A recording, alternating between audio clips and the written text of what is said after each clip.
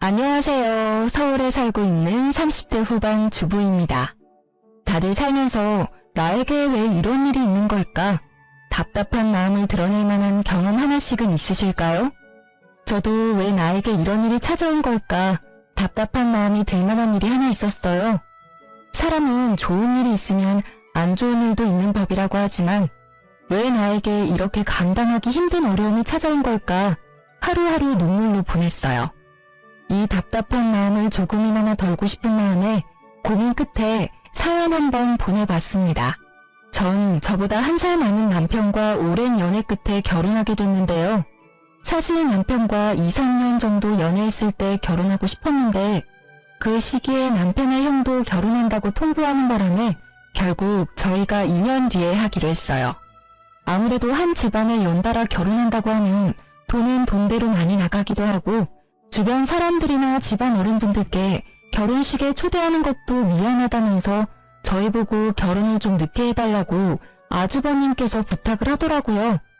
처음엔 누가 먼저 하든 그게 무슨 상관일까 싶었어요. 아주버님은 고작 6개월 연애한 뒤 갑자기 결혼하겠다고 하신 거였어요. 애초에 우리 부부는 아주버님이 연애하기 전부터 결혼 얘기가 오고 가고 있을 때라서 따지고 보면 우리가 먼저 결혼하는 게 맞다고 생각했거든요. 시부모님도 물론 그렇게 생각했었지만 아주버님은 거의 5, 6년 만에 연애하게 된 거였었고 이 여자 놓치면 평생 노총각으로 살 것 같다고 해서 결국 저희가 양보하게 됐습니다. 그렇게 아주버님이 결혼하고 2년 뒤 저희 부부가 결혼했는데요. 결혼은 제가 늦게 했어도 전 결혼 전부터 시부모님을 자주 찾아뵀던 편이었는데요. 그래서 이미 시부모님과 많이 친했었던 편이었고 특히 시어머님 성격이 정말 좋으세요.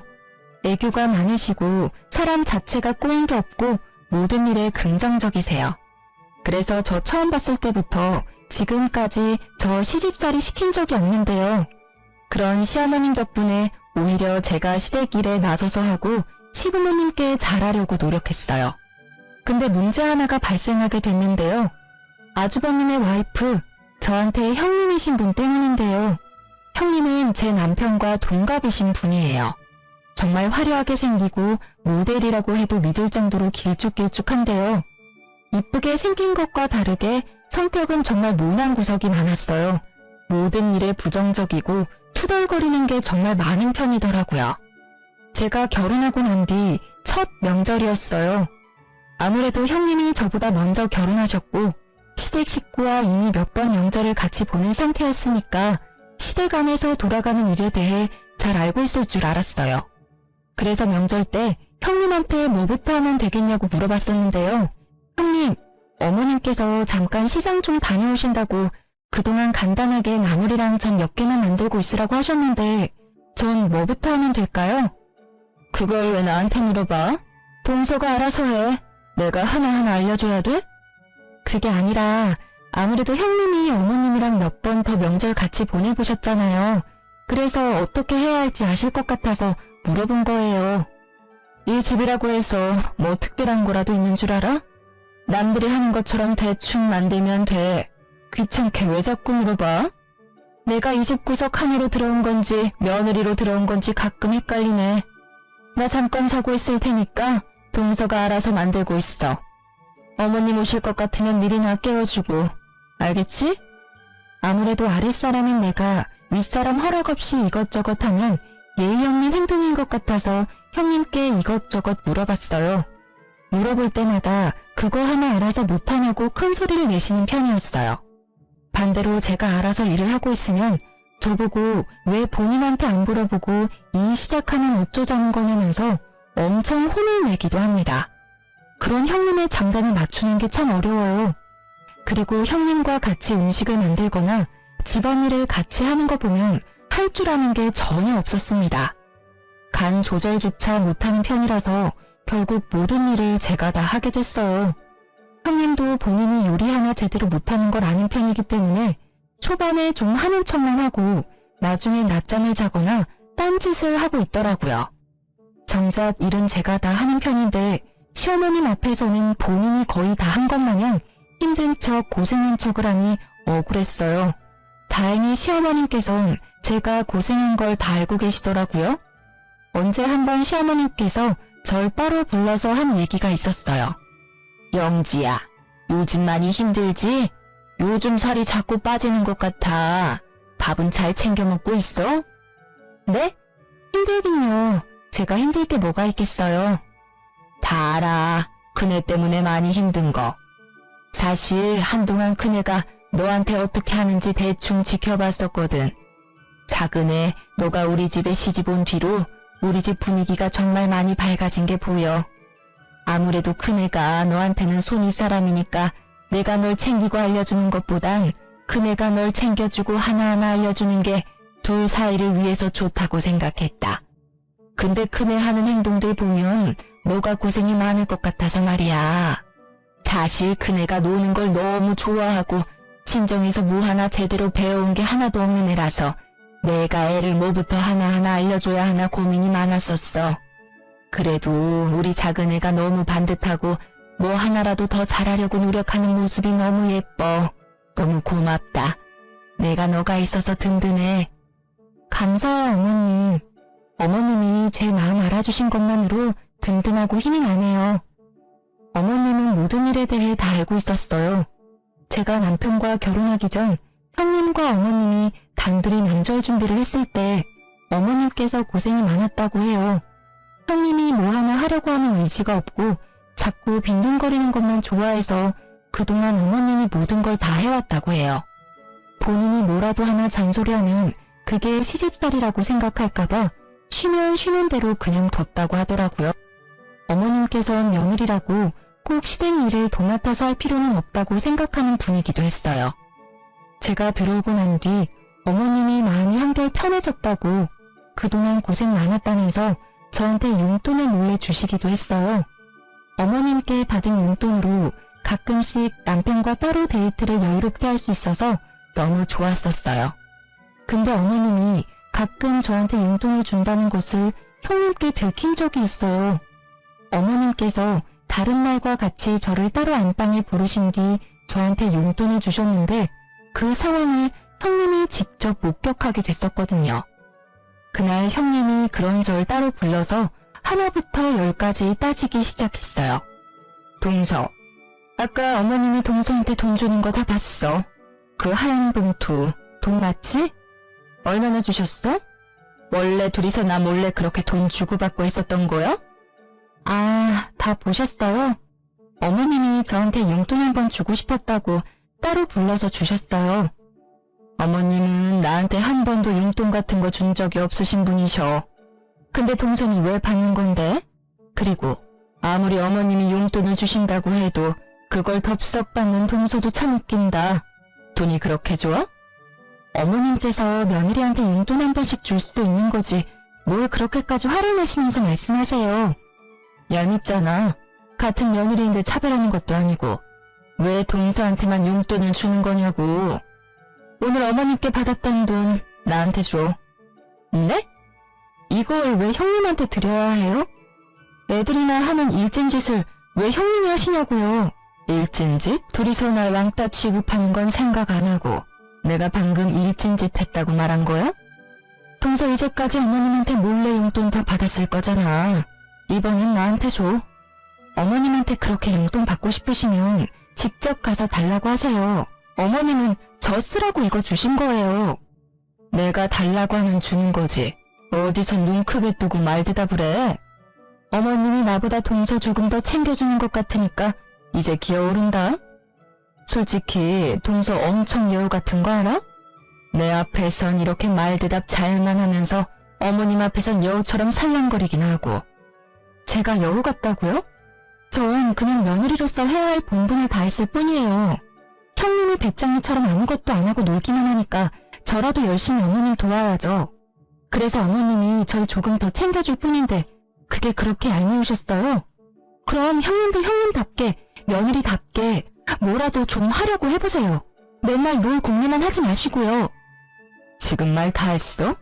이게 어디서 건방지게 따박따박 말대답이야? 형님은 말 한마디도 안 지는 제가 얄미웠는지 결국 손을 올리셨는데요. 때리려던 찰나에 어머님이 저희 둘을 발견해서 맞진 않았어요. 어머님은 형님의 태도를 보고 생각보다 많이 놀란 눈치였어요. 너 지금 뭐하는 짓이니? 지금 작은 애 때리기라도 하려고 한 거니? 지금 여기가 어딘 줄 알고 손을 함부로 올려? 아무리 작은 애가 너보다 아랫사람이라고 해도 둘이 어려운 사이인 거 알아 몰라? 뭐 때문에 그러는 건데? 말해봐 어서. 네, 동서가 너무 얄미워서 때리려고 했어요. 제가 무슨 말을 해도 말대답을 너무 심하게 하길래요. 어머님 말대로 동서와 저 어려운 관계잖아요. 근데 동서는 제가 무슨 말을 해도 앉으려고 하더라고요. 그러니까 뭐 때문에 그러냐고. 아무리 작은 애가 말대답을 했다고 해도 그렇지 사람을 때리려고 할 수가 있냐고. 그것도 다 큰 성인이. 어머님이 동서한테만 용돈 주시고 이뻐하니까 그랬어요. 저 아까 어머님이 동서한테만 용돈 주는 거 직접 두 눈으로 봤어요. 동서도 동서지만 어머님도 참 너무했어요. 어떻게 저는 쏙 빼고 동서한테만 돈을 주실 수가 있으세요? 저도 어머님 며느리입니다. 제가 아무리 동서보다 못한 사람이라고 해도 이렇게 차별해도 되는 건가요? 그래, 내가 작은 애한테 용돈 좀 줬다. 근데 그거 하나로 애를 때리려고 들어? 이제까지 작은 애가 고생을 많이 하기도 했고 힘들어도 힘든 내색을 전혀 안 하길래 내가 고마운 마음에 줬어. 넌 그런 작은 애한테 한 번이라도 고맙다는 말 해본 적은 있냐? 너가 해야 할 일까지 작은 애가 다 했어. 제가 도대체 뭘 안 했다는 건데요? 고작 음식 몇 가지 안 만든 걸로 그러시는 거예요? 고작이라니. 우리 집안에 관련된 일 직접 나서서 하라는 말이 아니야. 지금 너 태도가 문제라는 걸 말하고 싶은 거야. 너가 하기 싫다고 아랫사람한테 다 떠넘기고 그걸 너가 다 했다고 거짓말까지 하는 그 너의 태도가 문제라는 걸 말하고 싶었다.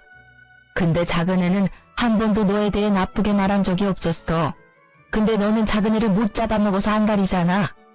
영지야, 너 다음 명절 때 여기에 올 필요 없다. 다음 명절 때 치를 차례는 나랑 큰애만 준비할 테니까 너희는 오지 마. 어머님은 가족들이 모두 보는 앞에서 다음 명절 때 저와 남편 보고 오지 말라고 했어요.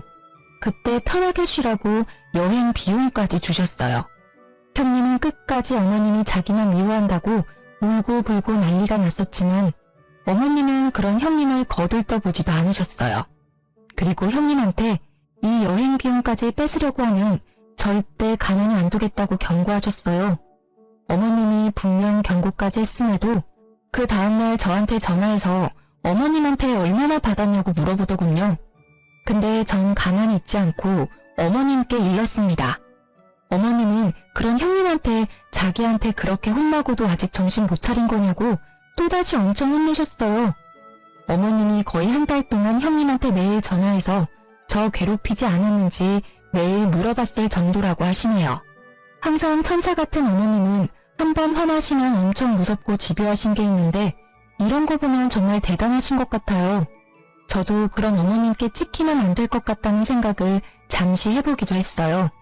다음 명절 때 진짜 안 가도 되는 거냐고 물어보니 절대 오지 말라고 단호하게 말해주셨어요. 그래서 저와 남편은 다음 명절 때 제주도로 여행 다녀왔습니다. 어머님께 따로 전해들은 말이 있었는데요. 저희 부부가 제주도로 놀러 갔던 명절 때 형님 어머님께 이것저것 혼나가며 배웠다고 하네요. 어머님께서 이제까지 형님한테 이거 해라 저거 해라 한 적이 단 한 번도 없었거든요. 근데 이번엔 형님 엄청 호되게 당한 것 같습니다. 솔직히 엄청 고소하더라고요. 그 뒤로 형님은 모든 일을 저한테 독박 씌우는 걸 전혀 하지 않았어요. 그리고 형님이 요리나 집안일을 하는 거 보면 어머님께 많이 배운 모양이더라고요. 예전이랑 확실히 다르다는 게 느껴져요. 하지만 여전히 어리버리하고 손이 느린 건 똑같더라고요. 아직도 제가 더 많이 일하긴 하지만 그 전에 비하면 덜하긴 했어요. 어머님이 평소에 온화하신 분이지만 한번 화나시면 끝장을 보시는 편이라 그때 제대로 호되게 혼난 것 같았어요. 그렇게 한동안 집안에 별다른 일 없이 평온하게 흘러가고 있었는데요. 근데 애들 때문에 마음고생을 한 적이 있어요. 형님은 7살 외동아들을 키우고 있어요. 반대로 저희 부부는 8살 딸 하나, 6살 아들 하나, 이렇게 총 2명을 키우고 있는데요. 애들이 없을 때까지만 해도 가족 분위기가 자체가 시끄럽지 않았는데 애들이 생기고 나서부턴 시끄럽긴 하지만 웃을 일이 많아졌어요. 시어머님도 손주가 생기고 나서부터 예전보다 웃음이 많아지셨어요. 행복해야 할 시어머님 생신날 애들 사이에서 일이 하나 터지게 됐는데요. 원래 애들이 많은 집안이면 애들끼리 싸우는 일이 번번이 일어나잖아요. 다른 애들 있는 집안처럼 저희 집에도 애들끼리 싸움이 일어났어요. 어른들끼리 다 같이 커피 마시면서 시간을 보내고 있는데 애들이 놀고 있는 작은 방에서 울음소리가 들리더라고요. 그래서 서둘러 작은 방으로 갔었는데 제 아들 얼굴에 상처가 나 있더라고요. 형님 아들이 제 아들을 자꾸 때리길래 왜 그러냐고 말렸었는데요. 옆에서 같이 말리고 있던 제 딸이 이 모든 상황을 설명해 줬어요. 엄마, 얘가 현우가 갖고 있던 장난감 억지로 뺏으려고 했어요. 근데 현우가 장난감 주기 싫다고 하니까 그때부터 현우 얼굴 자꾸 때렸어요. 재준아, 재은이 말이 맞아? 너가 현우가 갖고 놀고 있던 장난감 억지로 뺏으려고 했어? 그래도 그렇지, 현우 얼굴 이렇게 때리면 어떡해. 다음부터 그러지 마, 알겠지? 현우도 장난감 혼자 갖고 놀면 안 돼. 서로 바꿔놀기도 하고 그래야지. 서로 미안하다고 사과해. 형님 아들과 제 아들은 서로 미안하다고 사과하고 다시 놀기 시작했어요. 아이들은 싸웠다가 언제 싸우냐는 듯이 금방 화해하고 다시 친하게 지내잖아요. 제 아들 얼굴 흉터도 크게 나지 않아서 다행이기도 하고 애들 싸움이 크게 나지 않은 것만 같아서 마음이 좀 놓였는데요. 근데 형님 표정이 좋지 않더라고요. 동서 닮아서 그런가 현우가 욕심이 많나 보네. 그깟 장난감 하나 양보 안 하는 거 보니까 욕심이 정말 많은가 봐. 네? 형님, 무슨 말씀을 그렇게 하세요. 저 닮아서 욕심이 많다니요. 애들이니까 당연히 장난감 양보하기 싫은 거고 싸울 수도 있는 거지. 왜 그런 말을 제가 들으라는 식으로 말씀하시는 거냐고요. 애초에 현우가 장난감만 바로 줬어도 이렇게 될 일은 없었잖아. 동서 닮아서 무력이 많은 편인가 봐? 아무리 애라고 해도 그렇지. 너무 욕심이 과하잖아. 형님, 때린 사람은 형님 아들이에요. 형님 말씀하시는 거 보면 우리 아들이 형님 아들 때린 줄 알겠어요. 잘잘못 따질 거면 형님 아들이 잘못한 일인데 왜 제 아들이 욕먹어야 하냐고요. 그런 뜻으로 말한 거 아니야. 그냥 가끔 보면 동서도 무력이 더럽게 많은 것 같아서 말이야. 지난 일이지만 예전에 어머님이 동서한테 용돈 준 일도 그렇고 끝까지 안 주겠다는 행동을 보니 그 엄마의 그 아들인가 해서 그렇지. 전 그런 형님의 말을 듣고 너무 어이없어서 말조차 나오지 않았어요. 그런 형님은 갑자기 잘 놀고 있는 우리 아들한테 가서 손가락으로 머리를 툭툭 치면서 엄마처럼 인생 그렇게 살지 말라는 말하기까지 했습니다. 제 아들한테 손을 댄 형님의 모습을 보고 놀란 저는 그대로 형님한테 다가가 팔을 내려고 하던 찰나에 이 상황을 지켜보고 있던 어머님께서 갑자기 형님한테 다가가더니 형님의 머리를 툭툭 치시기 시작했습니다. 놀라기도 하고 기분이 몹시 나빴던 형님은 그런 시어머님의 손을 툭 치면서 뭐 하는 짓이냐고 소리쳤어요. 어머님, 지금 무슨 짓이에요?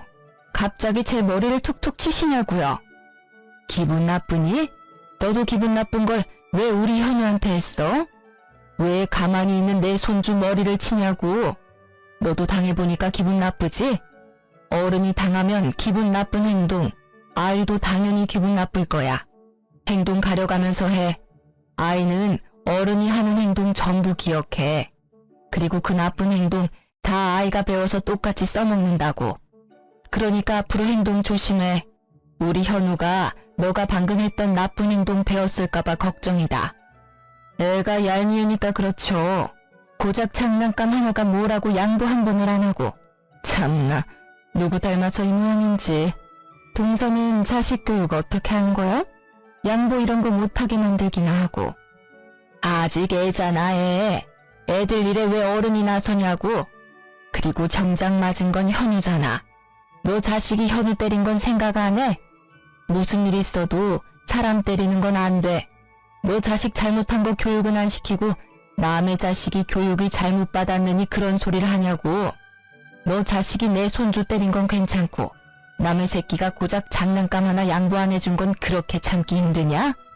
너 말대로 그 엄마의 그 아들이다. 엄마가 이 모양인데 애가 뭘 보고 배울 수가 있겠어? 애가 어떻게 클지 훤히 보인다. 이번에도 또 제가 잘못한 일이에요? 어머님은 항상 왜 제 편이 아니라 동서 편이신 거예요? 저 어머님이 이러실 때마다 지겨워 죽겠어요. 제가 뭘 그렇게 잘못했다고 꾸짖기나 하시고 나중에는 애들까지 편애하시겠네요. 저 어머님한테 서운한 거 정말 많습니다. 며느리도 똑같은 자식인데 왜 이렇게 차별만 하시냐고요. 넌 여전히 정신 못 차리는구나. 너랑 더 이상 입씨름하기 싫어. 당장 이 집에서 나가. 앞으로 이 집에 들어올 생각 절대 하지 마. 당장 나가라고. 결국 어머님은 형님을 내쫓았습니다. 앞으로 절대 가족 모임에 참석할 생각하지 말라고 으름장을 놓으실 정도였어요. 평소 같으면 아주버님은 무조건 형님 편만 들었을 텐데 이번엔 형님 편을 들지 않고 저희 부부한테 다가와 미안하다고 사과까지 하셨어요. 형님은 도대체 왜 우리를 못 잡아먹어서 안달일까요? 시간이 모든 일을 해결해준다는 말이 있잖아요. 한동안 형님은 가족 모임에 참석하지 못했었지만 나중에 어머님과 형님은 자연스럽게 화해를 하고 형님은 다시 가족 모임에 참석했어요. 형님도 아무렇지 않게 저한테 말도 걸기도 했고요. 근데 끝까지 사과 한마디를 하지 않았어요. 일 크게 만들고 싶지 않아서 저도 아무렇지 않게 형님과 잘 지냈습니다. 예전처럼 다시 잘 지내고 있는데 저에게 안 좋은 일 한 가지가 생겼는데요.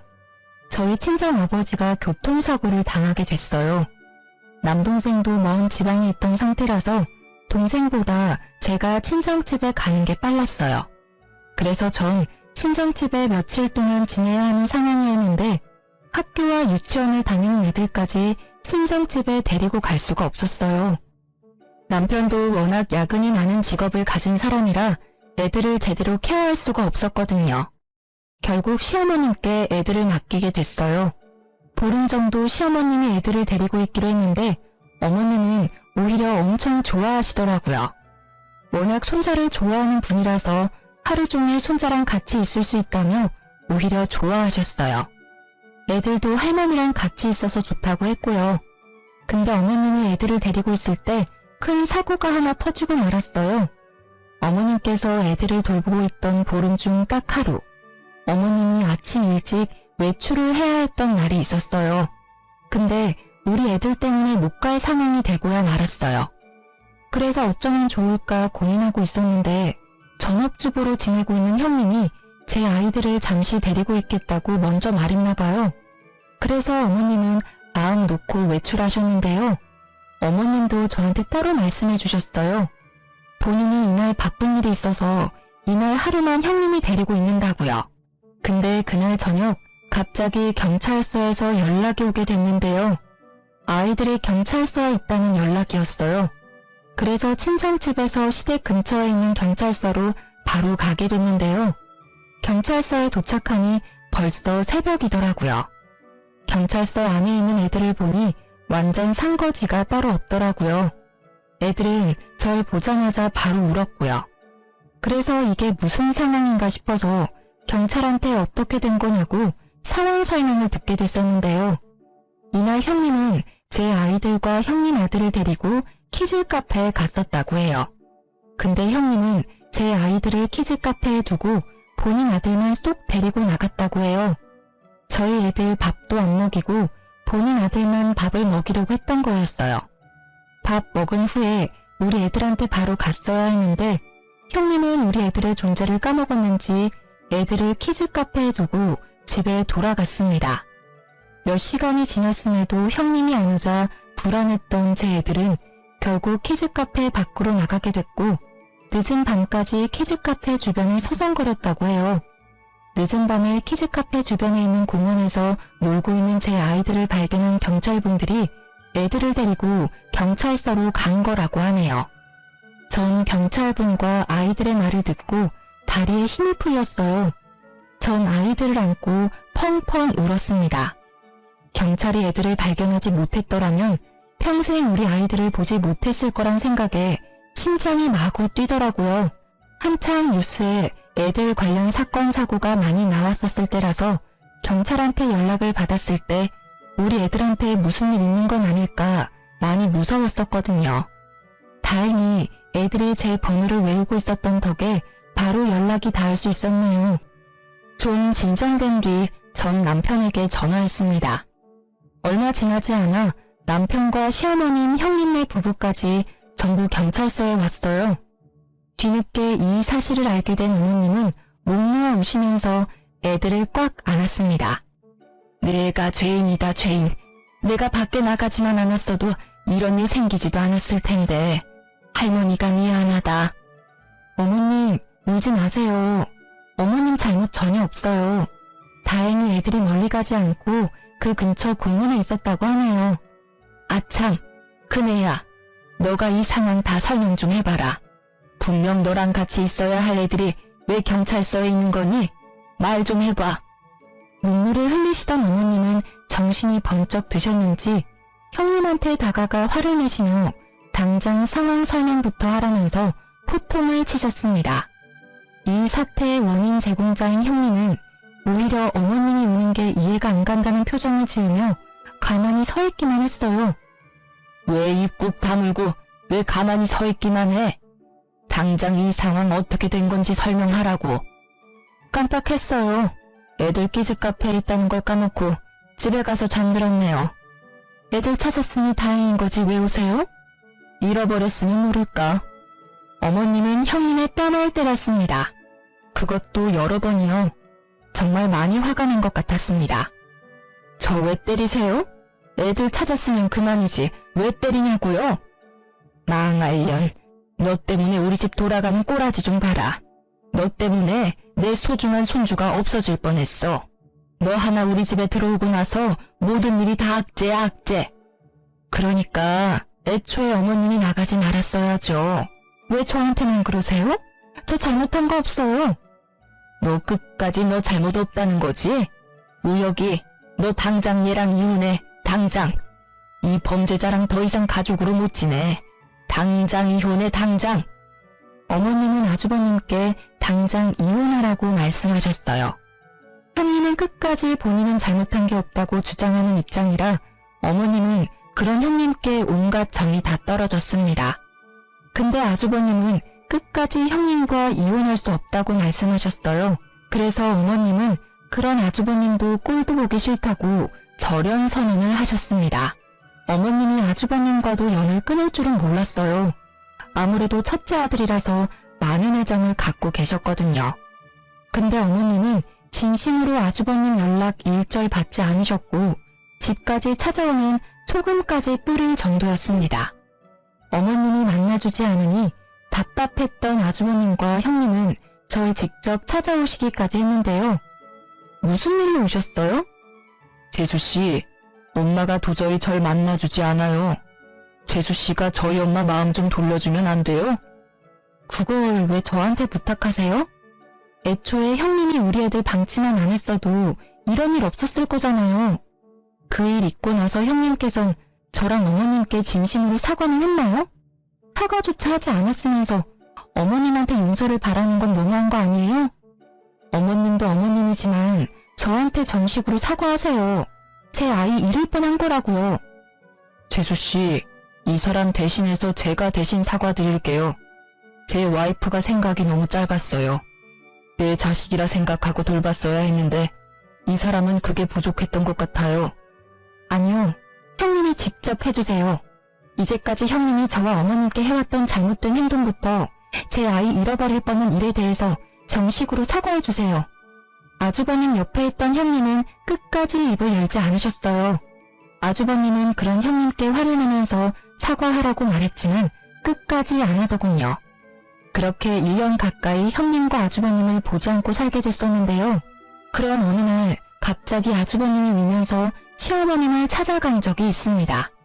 거의 1년 만에 아주버님을 본 거였는데 그런 아주버님이 울면서 있으니 시어머님과 저희 부부는 많이 놀랐는데요. 평소 시어머님 성격 같으면 그런 아주버님을 보고도 그냥 내보냈을 텐데 그날은 그런 아주버님의 이야기를 묵묵히 듣고만 계셨어요. 이날 아주버님이 울면서 했던 말이 아직도 생생한데요. 아주버님은 시어머님과 저희 부부를 안 보고 지내던 1년 동안 둘째 계획을 세우고 있었다고 합니다. 근데 생각보다 둘째가 잘 생기지 않아서 그 이유에 대해 알기 위해서 산부인과를 찾아갔다고 해요. 원래 산부인과까지 갈 필요는 없다고 생각했었는데 하도 임신이 안 되니까 마음 크게 먹고 갔던 모양이더라고요. 그래서 각종 검사를 받게 됐었는데 아주버님께서 무정자증이라는 충격적인 검사 결과가 나왔다고 합니다. 완전 패닉 상태였다고 하는데요. 무정자증이라면 첫째 아이를 어떻게 가진 걸까 의문에 빠졌다고 해요. 그것 때문에 한동안 형님과 엄청 싸웠다고 합니다. 결국 두 사람은 친자 검사를 받게 됐는데 형님의 아들이 아주버님의 아이가 아니라는 결과가 나왔다고 해요. 알고 보니 형님께서 아주버님과 결혼 준비를 하면서 다른 남자와 몇 번의 잠자리를 가졌다네요. 여러 남자들과 가졌던 거라서 아들이 어떤 남자 아이인지 모른다고 해요. 그래서 그 문제로 아주버님은 울면서 시어머님을 찾아갔던 거였습니다. 시어머님은 그런 아주버님을 때리면서 하필 결혼해도 그런 여자랑 결혼해서 왜 이 사단을 만들었냐며 호통을 치셨습니다. 아주버님은 그런 형님이 보기 싫어서 거의 한 달 동안 따로 나와서 살았다고 해요. 결국 돌고 돌다가 갈 곳이 없어서 시어머님 집으로 찾아왔다고 합니다. 결국 어머님은 아주버님을 받아주기로 결정하셨고 아주버님은 형님이 잠시 집을 비운 사이에 본인 집만 싸서 바로 어머님 댁으로 갔어요. 아주버님은 어머님 집에서 지내면서 아이를 어떻게 할지 많은 고민을 하신 것 같아요. 결국 그 아이는 아주버님이 키우기로 했습니다. 어머님과 제 남편은 절대 안 된다고 반대했지만 애는 죄가 없다면서 그동안 내 아들이라 생각하면서 키운 정이 있기 때문에 이 아이를 놓치고 싶지 않았다고 해요. 그렇게 아주버님과 형님은 이혼하게 됐어요. 형님네 부부가 살고 있던 집부터 형님의 개인적인 재산 모두 아주버님한테 다 넘어가게 됐었는데요. 양육권까지도 전부 아주버님께 넘어갔고요. 아주버님은 저희 부부에게 따로 찾아와서 그동안 형님 때문에 마음고생시킨 거 정말 미안했었다고 저희 부부에게 5천만 원이란 돈을 줬습니다. 처음엔 돈 안 받겠다고 거절했었지만 이 5천만 원 돈 전부 형님 돈이었다면서 자긴 아이 키울 돈 충분히 받았다고 이 돈 저희 부부한테 꼭 받으라고 하더라고요. 그리고 예전에 아이 잃어버릴 뻔한 일도 다시 한 번 더 사과해 주셨어요. 형님은 모든 재산과 집, 아이까지 뺏긴 상태에서 매달 150만 원씩 아주버님께 양육비를 줘야 한다고 해요. 근데 한 푼도 받지 못하고 이혼당한 형님께선 매달 150만 원씩 줄 능력이 되지 않으세요. 게다가 이혼하고 지낼 공간도 없었다네요. 형님 친정 부모님은 이미 돌아가신 상태라 기댈 곳이 없거든요. 그래서 한동안 사우나부터 모텔까지 돌아다니면서 지낸다고 들었어요. 양육비를 당장 지급해야 하는 상황인데 결혼하는 동안 전업주부로 지냈던 형님은 당장 취업할 곳이 마땅치 않았어요. 그래서 어떤 일을 해야 할까 고민이 많은 듯 했는데요. 그런 형님께서 저한테 연락해서 만나자고 하시더라고요. 그래서 전 그런 형님을 만났습니다. 무슨 일로 보자고 하셨어요? 동서, 그동안 잘 지냈어? 얼굴이 많이 좋아 보이네. 용건만 말씀하시죠. 저 형님이랑 오래 같이 있고 싶지 않아서요. 동서도 알고 있겠지만 내가 그이랑 이혼하고 나서 매달 150만 원씩 양육비를 줘야 하는 입장이야. 근데 내가 그이랑 같이 사는 동안 일을 하지 않았었잖아. 경력이 단절된 상태라 일할 곳이 마땅치 않아. 동서는 결혼하고 나서도 계속 일해왔으니까 주변에 아는 회사나 아는 사람들 많을 것 같은데 혹시 내가 일할 만한 회사 자리 하나 있을까? 있으면 나 좀 소개해 줄래? 제가 왜 그래야 해요? 일 하나 못 구해서 바쁜 사람 불러낸 거예요? 일할 자리가 없으면 식당이나 공장에 들어가서라도 일을 하셔야죠. 내가 그 생각을 못했네. 그래도 내가 결혼하기 전에 백화점에서 일했으니까 공장이나 식당 일은 잘 못할 것 같아서 그래서 혹시나 하는 마음에 동서한테 물어본 거야. 마땅한 일자리 없으면 돈이라도 빌려줄 수 있을까? 내가 지금 지낼 곳이 전혀 없어. 지금 내 모습 보면 딱 알겠지? 완전 거지 같아. 혹시 돈 조금이라도 있으면 빌려줄래? 다음 달부터 일해서 그이한테 양육비 줘야 하는 입장인데 회사 갈 때 쓸 교통비조차 없어서 말이야. 그것도 형님이 알아서 하세요. 저한테 사과라도 하면서 부탁할 줄 알았는데 사과 한마디도 없이 부탁만 하시니까 정말 어이가 없네요. 아, 동서, 사과하려고 했어.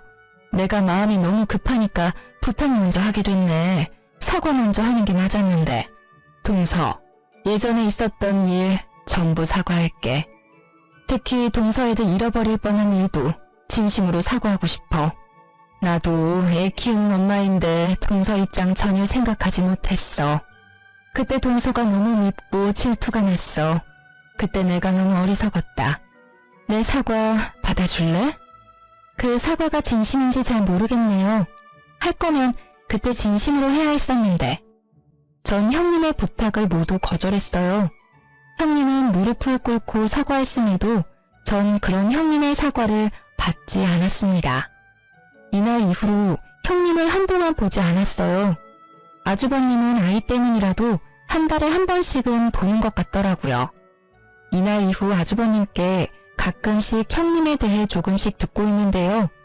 형님은 파출 일을 하면서 돈을 벌고 있다고 들었어요. 제 말대로 공장에서 일을 한 적이 있는데 워낙 손재주가 없고 느린 사람이라서 한 달 만에 해고당했다고 하네요. 게다가 공장 안에서도 텃세가 심했던 거였는지 그 짧은 한 달 동안 심한 괴롭힘을 당했다고 해요. 요즘 아줌마들 따돌림이 더 심한 편이라면서요? 공장 한 달 다니면서 마음고생 좀 한 모양이에요. 공장 퇴사 후 파출 일을 하면서 돈을 모아 매달 양육비를 보내고 있는데 파출 일 자체가 고정적이지 않아서 양육비를 다 모으지 못할 때가 있다고 해요. 그래서 아주버님께 150만 원이 아닌 100만 원만 보낸 적이 있다고 하는데요. 그때 아주버님이 50만 원 당장 안 보내면 아이 평생 못 볼 줄 알라고 단호하게 말했다고 하네요.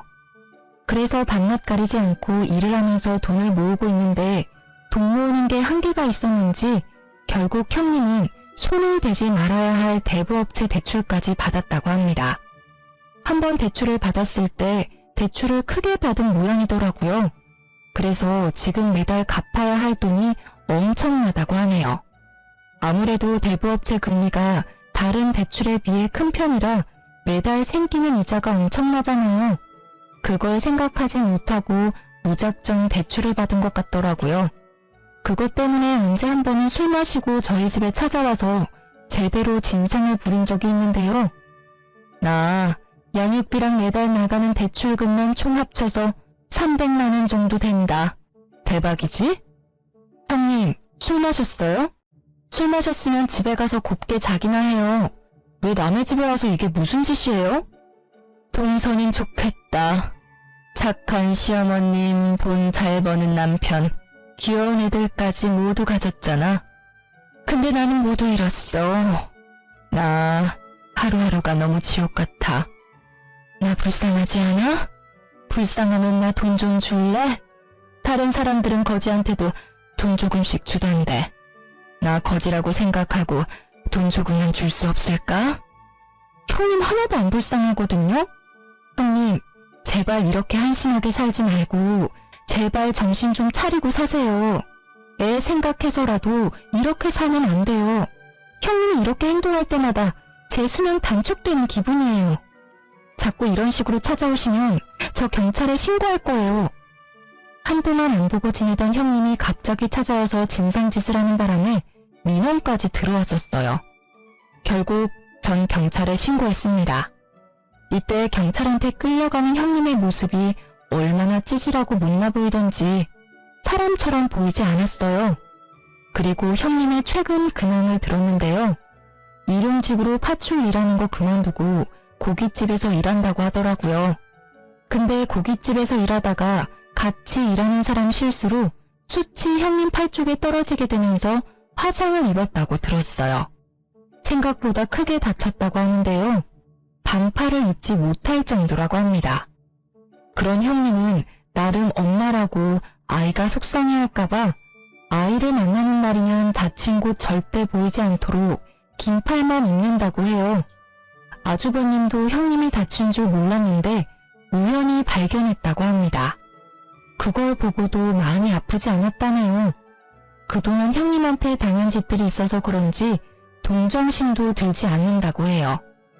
아이만 아니라면 형님 절대 보고 싶지 않다고 해요. 이게 최근 형님의 근황이고 그 뒤로는 소식을 듣지 못했어요. 전 그런 형님의 근황을 듣고 얼마나 속이 다 시원한지 몰라요. 몇 년 동안 형님한테 당한 일들이 있다 보니 형님이 행복하지 않게 살고 있다는 게 저의 행복이었어요. 사람 인생이 망가진 건데 이렇게 즐거워해도 되는 건가 싶었지만 전 형님이 제 가족일 때 정말 고통스러웠어요. 그래서 전 그런 형님이 항상 불행했으면 했거든요. 형님과 아주버님이 이혼하고 난 뒤 저희 가족은 정말 행복하게 잘 지내고 있어요. 시어머님도 골칫덩어리 하나 제거돼서 속이 다 시원하다고 말씀하십니다. 형님이 아주버님과 이혼하고 나서 저희 집안에서 항상 웃음이 넘쳐나요. 싸울 일도 전혀 없고요. 그리고 어머님께선 형님의 아들을 편애하거나 그러지 않으세요. 예전처럼 이뻐해주고 있습니다. 그만큼 어머님은 좋으신 분이신데 그동안 형님 때문에 얼마나 마음고생이 심했을까 싶어요. 그리고 제 두 아이는 무럭무럭 잘 크고 있으며 반에서 1, 2등도 할 정도로 공부도 열심히 잘하고 있습니다. 이런 이쁜 내 새끼들을 잃어버릴 뻔했다니 아직도 그때 생각만 하면 마음이 찢어질 것처럼 아픕니다. 이 일 때문이라도 형님 절대 용서 안 하고 싶어요. 평생 죗값 받으면서 살았으면 좋겠네요. 사람은 정말 착하게 살아야 하나 봐요. 마음 곱게 쓰지 않은 형님을 볼 때마다 난 저렇게 살지 말아야지 라는 생각을 하고 있어요. 이 일로 인해 한동안 답답했었는데 이렇게 말하고 나니 조금은 속이 다 시원하네요. 이제까지 제 이야기를 들어주신 분들께 감사하다고 말씀드리고 싶어요.